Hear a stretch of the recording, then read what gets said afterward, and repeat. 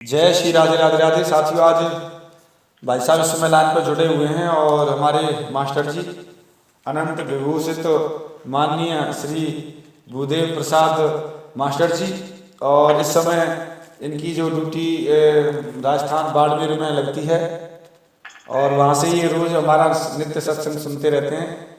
और रोज़ की कड़ी में इनका जो चरित्र है वो छोड़कर आज हम धन्ना जी का चरित्र सुनाने जा रहे हैं। धन्ना जी किस तरीके से इन्होंने भगवान के आश्रय, कोई लोग कहते हैं ना कि भगवान के आश्रय, बहुत से लोग आज के समय में कहते हैं क्या हम ऐसा करेंगे, क्या भगवान ऐसा कर देंगे, क्या ऐसा करेंगे, क्या भगवान ऐसा कर देंगे। साथियों, सच्चाई है, ईमानदारी है, इससे बढ़कर और क्या हो सकती है। प्रधानमंत्री तुम्हारे लिए प्लान नहीं बना सकता, छोटे मोटे कार्य नहीं कर सकता, तो मंत्री तो कर ही नहीं सकता। इससे बढ़कर क्या चाहिए बताइए। अब ऐसी यहाँ पर यह भगवान और भक्ति से जो काम नहीं हो सकता, किससे हो सकता। इसीलिए मैं यहाँ पर ये बताने जा रहा हूँ कि जिस भक्त ने भगवान के लिए सारी चीज दुनिया छोड़ दी और भगवान ने उसके लिए उसके खेती की रखवाली की और बिना बोए उसके लिए फसल उगाई, वो चमत्कार करके दिखाया, देख जो मेरे लिए करता है उसके लिए मैं छान फाड़ कर देता हूँ और बिना बोए बीज के उत्पन्न करके सारी दुनिया दिखाता हूँ। तो वो भगवान ने भक्त के लिए क्या क्या करके दिखाया है। इसलिए साथियों, ये नावादास जी द्वारा कृत भक्तमाल, और मैं इसमें कोई भी दुनिया में कोई व्यक्ति पढ़ सकता है धन्ना जी का चरित्र। और भक्तमाल में तो भक्त के चरित्र हैं, बहुत पुराने हैं, 500 वर्षों से भी पुराने हैं और प्रमाणिक हैं, इससे ज़्यादा कोई प्रमाणिक नहीं है।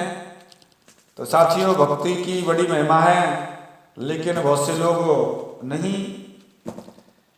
साथियों, समय की बात है, धन्ना जी भगवान के विरह में बड़े दर्द से रोते रहते थे और उनके प्रति नावादास जी ने धन्ना जी के चरित्र के प्रति और धन्ना जी के प्रति बड़े सुंदर शब्दों में वर्णन किया है। और क्या छप्पे में लिखते हैं, धन्य धना के भजन को, क्या बात कही है, वाह, ऐसा भजन होना चाहिए।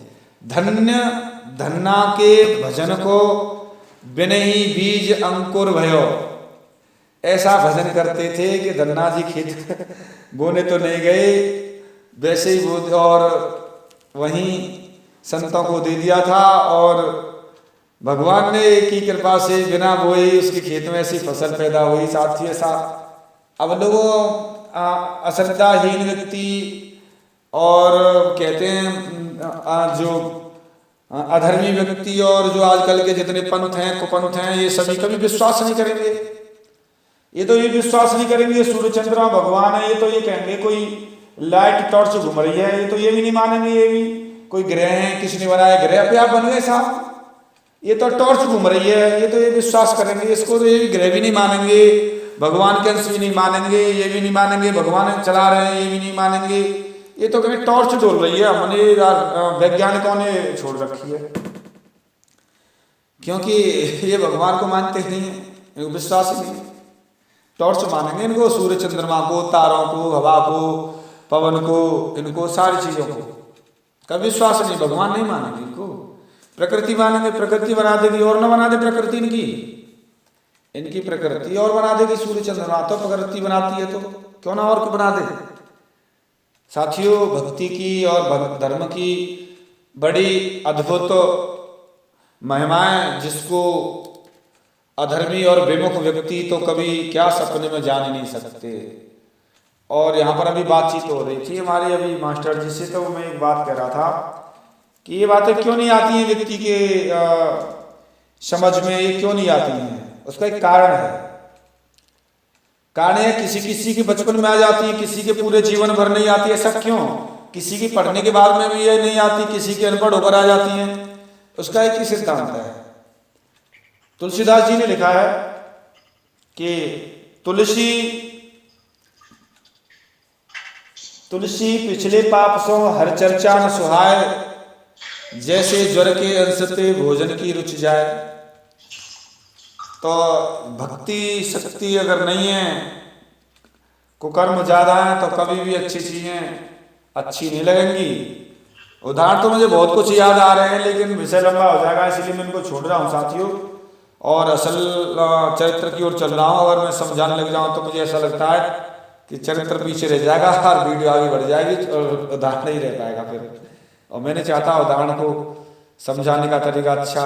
चलिए, धन्य धन्ना के भजन को बिनहि बीज अंकुर भयो, घर आए हरिदास तिन्हि गोधूम खवाए। भगवान के भक्त संत आ गए, उनको ही सारी चीज खिला दिया, अनाज। तात मात डर खेत थोत लांगूल चलाए, आस पास कृषिकार खेत की करत बढ़ाई। भक्त भजे की रीत प्रकट पर तीत जुपाई। वो तो कहते थे धन्ना तेरा खेत बड़ा अच्छा है, धन्ना कहता था मैं तो बोल ही नहीं गया। ये कहते क्या है, धन्ना तो कहता था मैं तो बोल ही नहीं गया, और ये कहते खेत बहुत अच्छा है, हो क्या रहा है। अब कोई कहे साहब तुम्हारे अकाउंट में बहुत पैसे हैं, अरे 1 रुपया डाला ही नहीं अकाउंट में, आ कहां से गए। ऐसे ही वो है कि धन्ना जी खेत बोने नहीं गए। लोग कहते थे धन्ना जी को विश्वास कैसे हो कि मैंने तो बोया ही नहीं है, लेकिन ये नहीं पता है कि भक्ति की शक्ति इतनी प्रबल होती है कि भगवान की कृपा से खेत ऐसा हुआ कि दुनिया उसकी बड़ी बड़ाई करती थी। अचरज मानत जगत में कहूँ निपुज्यो, कहूँ वे भयो, धन्य धन्ना के भजन को बिनहि बीज अंकुर भयो। धन्य धन्ना के भजन को बिनहि बीज अंकुर भयो। पुण्यवान साथियों,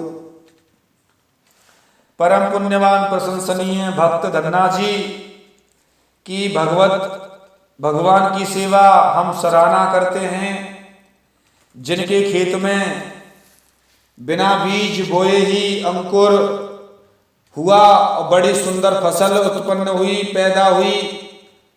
घर पर वैष्णवों के आ जाने पर बोने के लिए जो रखा हुआ बीज था गेहूं का, और उन्हीं संतों को खिला दिया, प्रसादी बनाकर पीसकर बोने के लिए रखा था। इतने संपन्न नहीं थे, वही था बोने के लिए तैयार किया था। इतनी देर में संत महात्मा आ जाते हैं और उन्हीं को पीसकर उन्हीं को प्रसादी पवा दी, और प्रसादी पवा दी। और माता पिता के डर के कारण, अब माता पिता से क्या कहें, उन्हें पता ही नहीं चला, वहां की खेत को खिला दिया, वो डांटेंगे। माता पिता के डर के कारण खेत में खाली हल चला कर वैसे भागे चले। राधा रानी की जय, बरसाने वाली की जय, नंद के लाला की जय।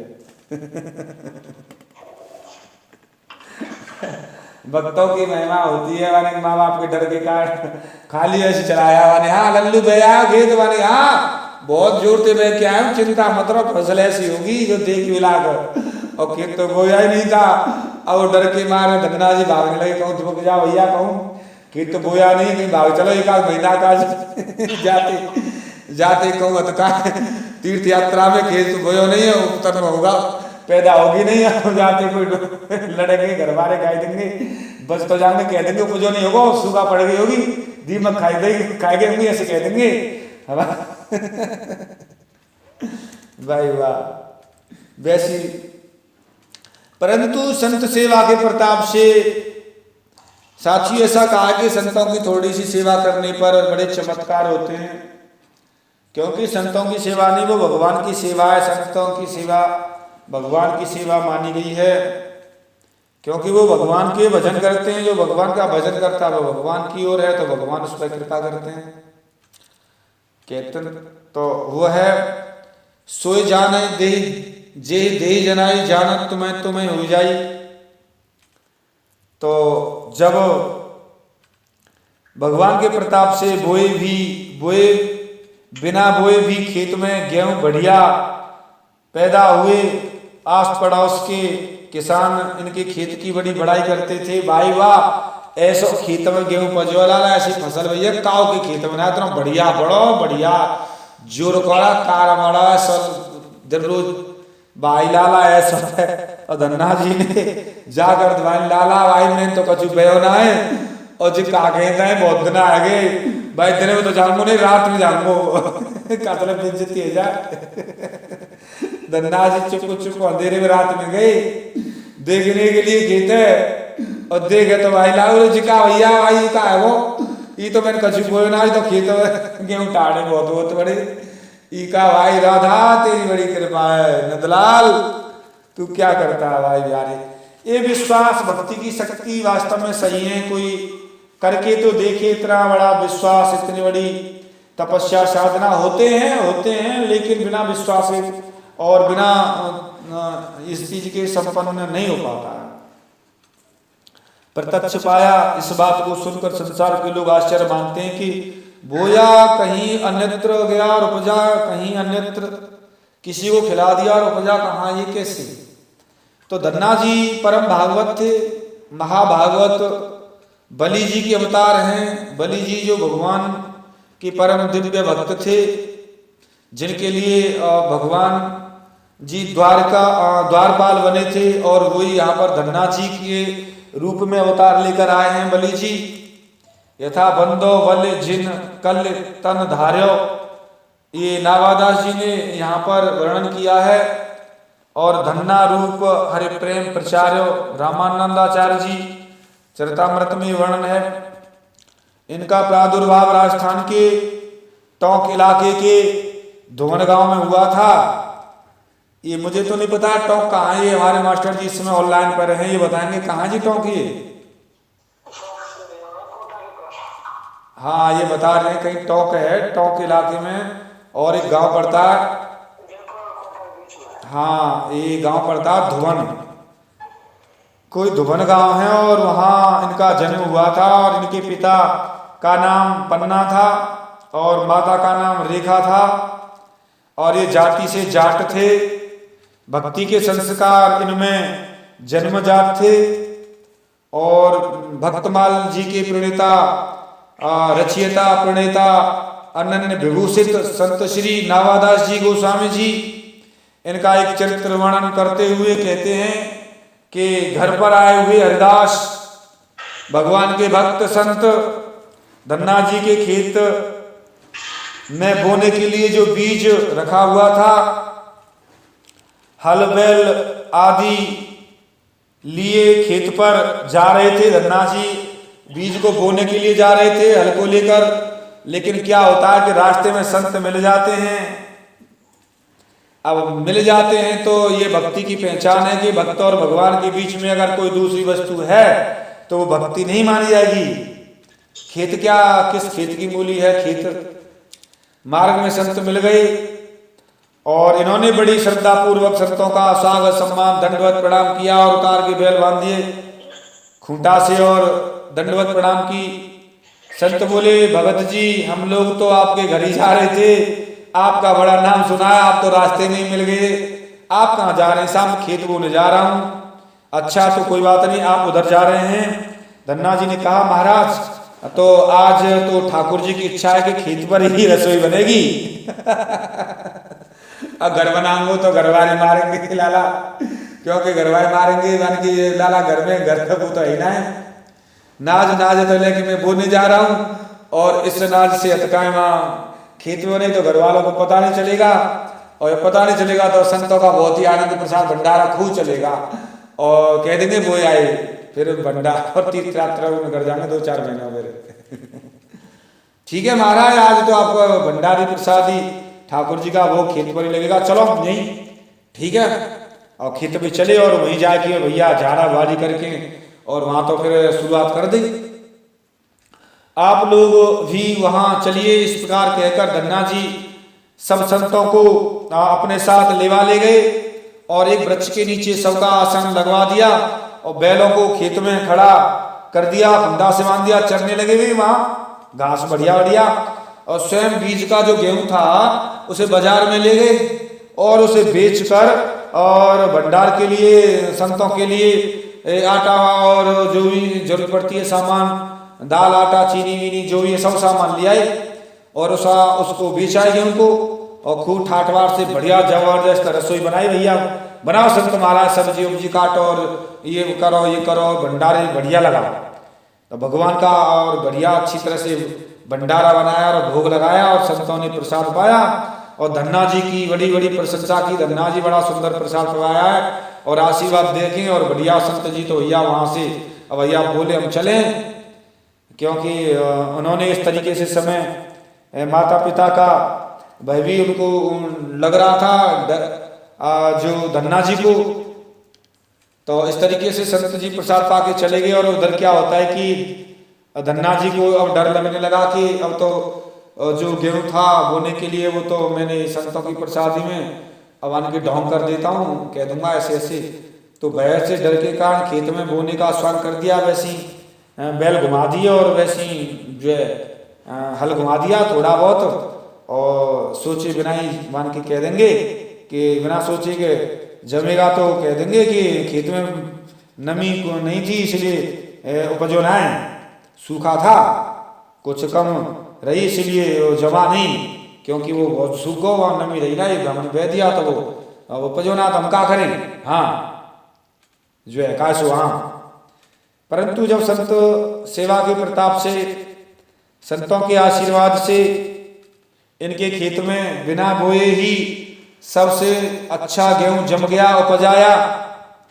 लोगों के मुख से बड़े सुनकर लोग कहते थे घर जा जाकर, अरे धन्ना तेरे खेत में बड़ा सुंदर गेहूं इतना अच्छा तो किसी के मैंने हुआ आज तक। उनके पिता से उनके सबसे रोज कहते थे धन्ना कहते वैसे झूठ बोल रहे हैं। और रोज कहे तो एक दिन विश्वास हो ही जाता कि मन की सब गांव कह रहे हो तो कोई ना कोई बात तो है ही। जब धन्ना जी ने प्रथम सुनकर पहले तो मजाक समझे 2-4 दिन, तो जब अब फिर कहने लगे बात तो सही है, कोई ना कोई बात है, अब देखते हैं। जब भले भले लोग कहने लगे तो धन्ना जी ने चुप हो जाकर देखा तो वास्तव में सचमुच में ही इतना सुंदर गेहूं था कि वाह, इतना सुंदर तो कभी देखा ही नहीं था। ये है संत सेवा का चमत्कार, संत की कृपा का चमत्कार, आशीर्वाद का चमत्कार, भक्ति का चमत्कार, भगवान की कृपा का चमत्कार के संत और भगवान में गुरु में कोई अंतर नहीं, क्योंकि भगवान की भक्ति करने वाले भगवान के ही भक्त होते हैं और वही भगवान के रूप में समझे जाते हैं। तो साथियों यहाँ तक इस समय ये धन्ना जी का चरित्र प्रस्तुत किया है, आगे भी मैं प्रस्तुत करने जा रहा हूँ साथियों। तो यहाँ पर ये बताया गया है कि धन्ना जी ने कितना बड़ा भाव था। अभी एक लोग कह रहे थे कोई हम मुझसे साहब कैसे संत बनूं, संत कैसे बना नहीं जाता, और मैं अभी हाँ वो है हमारे केसरी जी पांडे का, वो कह रहे थे वो राजनीति में हर क्षेत्र में उनका वर्चस्व है और सब जगह बड़े प्रतिष्ठित हैं वो। अभी बात हो रही थी फोन से, मैंने कहा साहब आप छोड़िए सारी दुनिया एक दिन जाना है, आप संत हो जाइए, भगवान का भजन कीजिए। बोले साहब इतना वर्चस्व बढ़ गया सभी लोग अब संत कैसे हों। अब मेरा मन करता है कभी कभी मैंने की साहब सब याद करते मने करते हैं। हमने कहा कि जिस समय भगवान के चरणों में अनुराग हो जाता है सारी दुनिया फीकी लगने लगती है मीरा की तरह आग लगती है। कामिनार प्यार जिम लोभिए के प्रिय जिम दाम तिम रघुनाथ निरंतर प्रिय लागे मोराम। जब आवेश चढ़कर बोलता है, जब लड़की घर से भागती है तो कोई दुनिया के रोके से नहीं रुकती है, कोई नहीं। जब आवेश सिर पर चढ़ सकता है तो कोई रोके से रुक सकता, किसी के रोके से नहीं रुक सकता। साथियों यहाँ पर एक बात याद आती है मुझे यहाँ पर, जिसको मैं सुनाने जा रहा हूं। जिस पथ पर सिंह चला जाता गीदड़ उस पथ पर क्या रुक सकता। हम लोग गीदड़ हैं, भक्ति के पथ पर कैसे रुक सकते हैं। जिस रण में तलवारें चलती कायर उस रण में क्या रुक सकता। लगता कलंक का भय जिसको वह प्रेम गली में क्या रुक सकता। लोभी कपटी कामी हरि रस पथ में क्या रुक सकता। इस पथ में तो साथियों हर व्यक्ति नहीं रुक सकता, इसमें तो कोई वीर ही रुक सकता है। हर व्यक्ति नहीं रुक सकता, जिसको लगता है डर वो क्या रुक सकता है। कामी के पीछा करने से सत नारी सत से गिरती नहीं। हिमगिरी से निकल पड़ी नदियां वह पर्वत पर चढ़ती नहीं। जिन बालों में पड़ गई जटा कंघी काढ़े से सरकती नहीं। जब प्राण हुए मनमोहन के फिर कहीं किसी की चलती नहीं। पंखुड़ियां नीचे जा बिखरी वह कली कभी भी खिलती नहीं। साथियों, विषय बहुत लंबा हो रहा है और यहाँ पर मैंने धन्ना जाट का ये आपके समक्ष विषय प्रस्तुत किया और हम फिर अपनी पर्सनल बात अभी हम अपने मास्टर जी से करने का विचार करते हैं और मिलता हूँ मैं किसी एक विशेष गहरे रहस्य के साथ में। तब तक के लिए जय श्री राधे राधे राधे, जय श्री राधे राधे राधे।